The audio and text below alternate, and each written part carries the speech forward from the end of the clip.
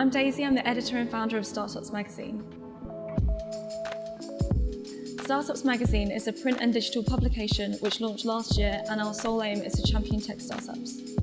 Startups Magazine is funded in-house by the publishers that I work for, Electronic Specifier, and I think the reason that we've come on leaps and bounds since we launched is due to the amazing community that we've grown. I get asked a lot why there are so few female leaders in the tech industry, and I think for me I can put it down to 4 reasons that I can at least talk about. The first would be it comes down to STEM. So in terms of encouraging girls to even go into STEM subjects at the very beginning of their school careers. And this is something I think I'd like to see changed in terms of there being subjects which aren't so associated with gender. The second would be the hiring process. So currently, the hiring process is almost favouring stereotypically masculine traits. And I think especially in tech startups, when the user experience and the customer experience is so key, stereotypically female traits like collaboration and empathy are actually really valuable and so should be considered in the hiring process. The third point would be culture. So looking at the tech culture, I think that it can be off-putting in terms of how it's been portrayed to people as being the fact that as a woman you would be a minority. So I think changing the perception and changing culture in that way would also make a difference.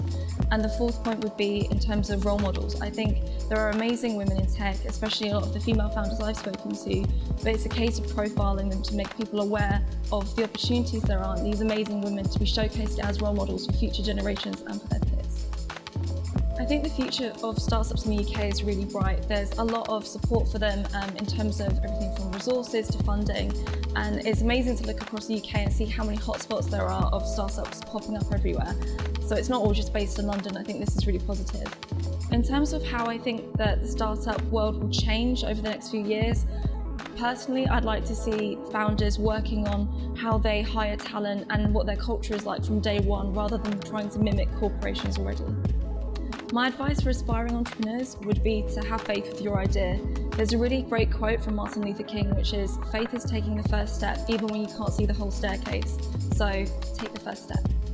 Our mission for 2020 is to champion our 2 core values, the first being to raise awareness of diversity in the tech industry, and the second to create a support network for entrepreneurs so that they can talk about mental health and the daily stresses that they face. We aim to do this with our new podcast which we're launching, and also with our 6 issues which we'll be releasing next year.